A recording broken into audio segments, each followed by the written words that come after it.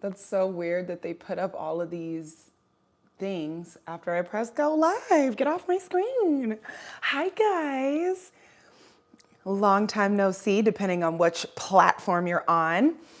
Okay, so I came here to talk about 3 ways you can build self-trust. And you know me, I like to jump right into it. This is something that's been on my mind for a while. You know, I've been struggling with some things. I know a lot of people have, but I kind of feel like we're in the clear right now and the energy feels a little bit lighter. So I want to take advantage of that and keep us in a healthy space by sharing 3 ways you can build self-trust. So I think it's important to build self-trust because it's hard for you to set up boundaries when you don't have self-trust.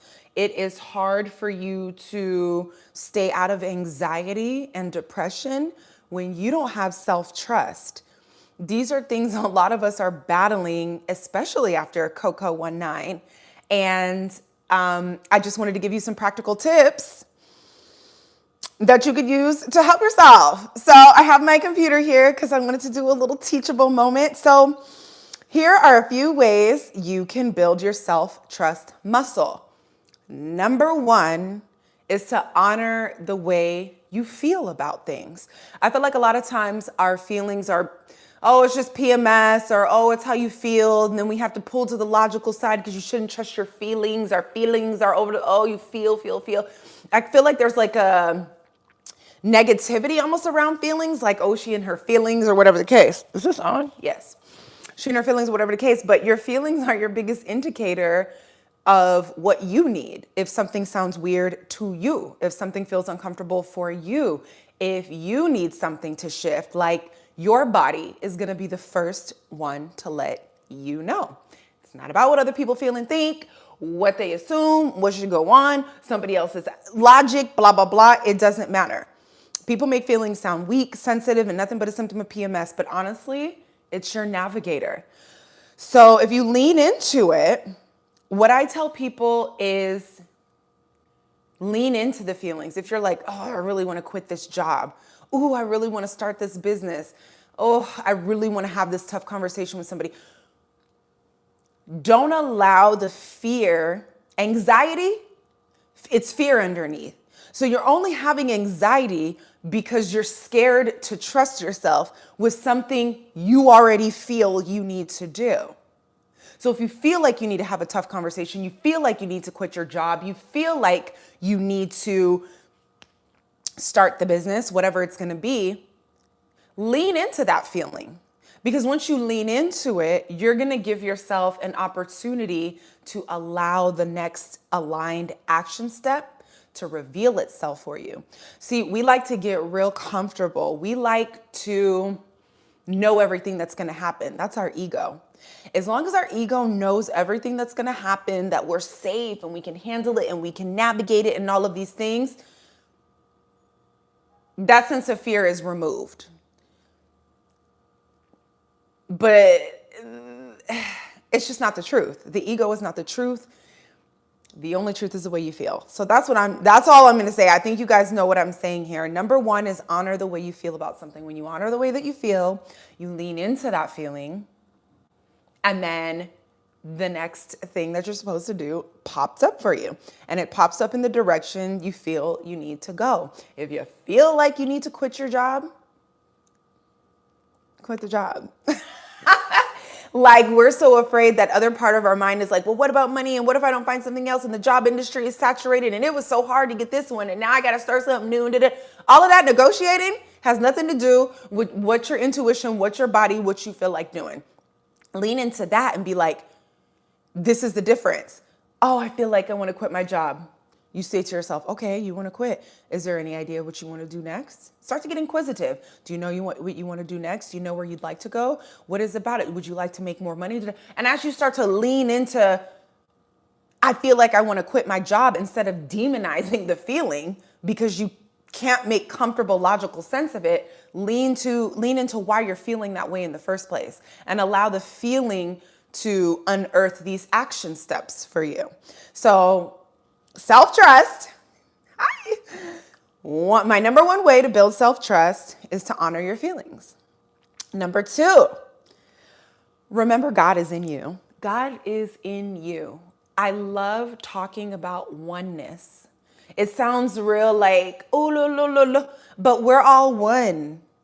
The trees, the air, the people, like we are so interconnected that I almost know for a fact it is a setup that all of these separations are happening. It's a divide and conquer situation. They're tall, you're short. They're light, you're dark. They make this money, they make that money. You do this, you do that. You're this side of politics, you're the, and we just keep breaking it down, down, down, down, down, down, down. When the reality of the situation is we're all one. Everything you do has an impact on everything. Literally. And so remembering that God is in you is also an opportunity not to separate yourself from God. When your ego allows you to believe that you are separated from God, that is a huge barrier between you and yourself. And this is why you don't trust yourself. And this is why you get anxiety. And this is why you get depressed. You're anxious because of the fear of trusting yourself, because you don't know if it's the right thing, because you've forgotten that God is in you and you're working in tandem and co-creating with the divine to create your life. You have that power. So we can never separate ourselves from the divinity that lives within us. But when we do, that's when the fear comes. And now we get anxiety about making decisions and all of these things when it's unnecessary. Become a walking prayer. People be like, oh, well, did you pray about it? I'm always in prayer. I'm a walking prayer. I'm always praying. I'm always in the posture of prayer. Like, there's a flow to it. Do you know what I mean? I don't just go to God when I want to ask for something.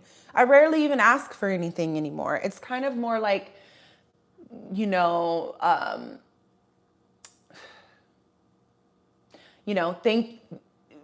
being in gratitude. Like, I take a lot of walks, right? Be in gratitude that you can walk around. I just be like, thank you, God, that my brain communicates with my limbs and I can take this step and this step and this step. That's a prayer.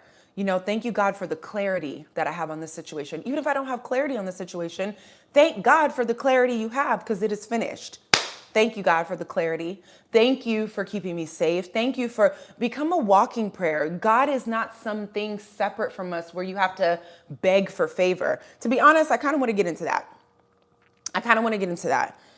So if the number 2 thing required for you to increase your self-trust is to remember that God is in you, then you have to know that you're not separate from God. I'm going to read this to you. I was reading the book Making the Shift by Dr. Wayne Dyer, one of my favorite ever. And he was like, this came from one of his books, Believing That You're Separate from God. The collective consciousness of humanity painfully and unnecessarily influences us by believing in and behaving like an ego-designed God. We created a God out of our egos that match our false selves. Okay, so the false version of you that's trying to keep you safe from doing something that you did before and you want to avoid the pain of it, then that's when your mind starts to play the tricks that tell you you're separate from God. Oh, that played out for you and happened to you like this because you did something wrong, or you know what I mean? That blaming thing. So you did something wrong and so you can't do that. We have to kind of get out of that thinking. So some of the stuff that I feel like separates us from the knowing that God is within us, which diminishes our self-trust, is acting like God plays favorites. We talk a lot about the chosen ones. If we're separating chosen ones from the rest of everybody else, we've already messed up. Nothing is separate. So now when something doesn't go your way, you feel comfortable being like, well, maybe I'm not chosen. What does that even mean? You're not even separate. Another thing that I feel like separates is the punishment for bad behavior. Oh, I was bad, so I didn't get this job. I don't know, whatever. Like, I had sex with this guy. You're not supposed to have sex before marriage, and this is why I didn't get the job, because God is punishing me. Do you see how our mentality of separating ourselves from divinity can cause a lot of thoughts and irritations that remove us from being able to trust ourselves?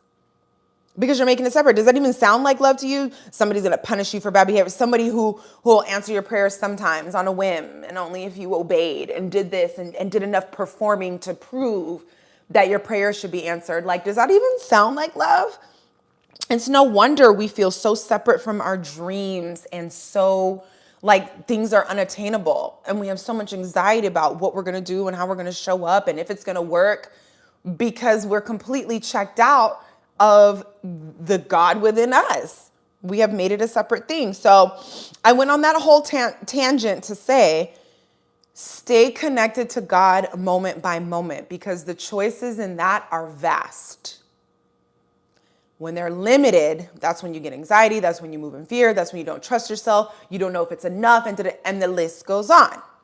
So stay connected moment by moment. There's a side of audacity that comes with remembering how much power you really have. And sometimes you have to thug it down. Like, yeah, I'm her. Get saucy with it a little bit, you know, because you deserve it. Like, boss up on whatever it is you want to do and how you feel. So that was number 2. Number 3 is ignore the voice in your head that tries to negotiate with what you already know. You already know you want to move.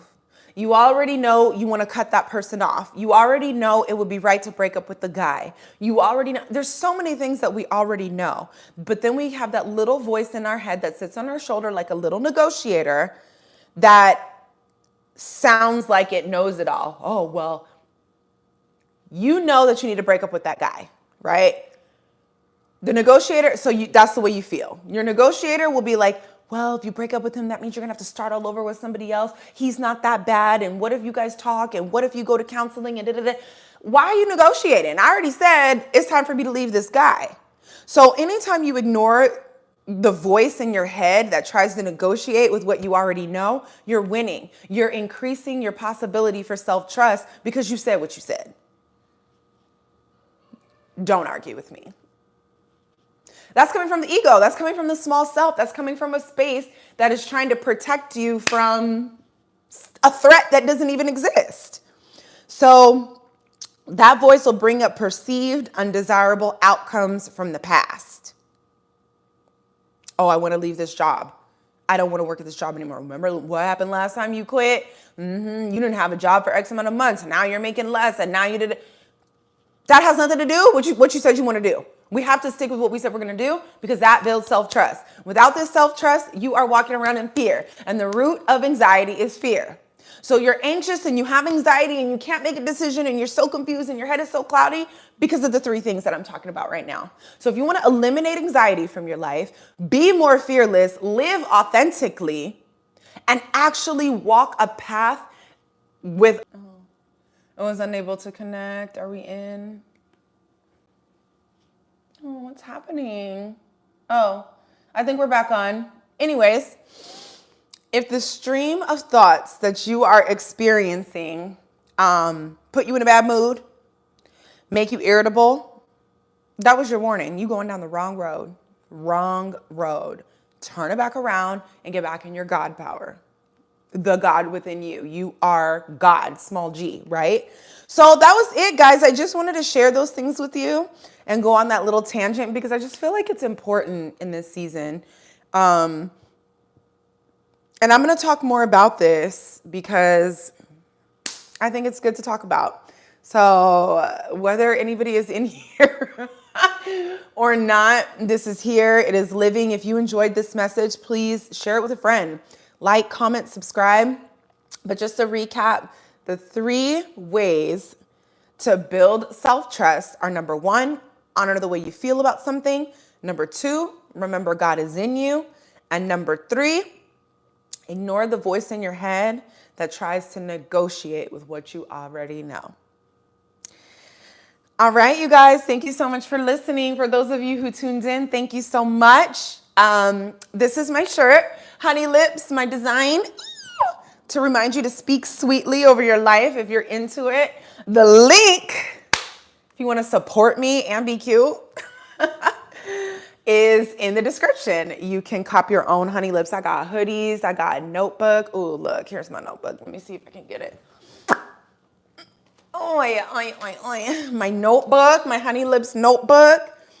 The link is below in the description for all of the gear, all of it. So if you're into it, holla. But thank you for paying attention to this message. I hope you got value from it. Leave a comment below if it resonated, and I'll see you in the next video. All right, y'all. Bye.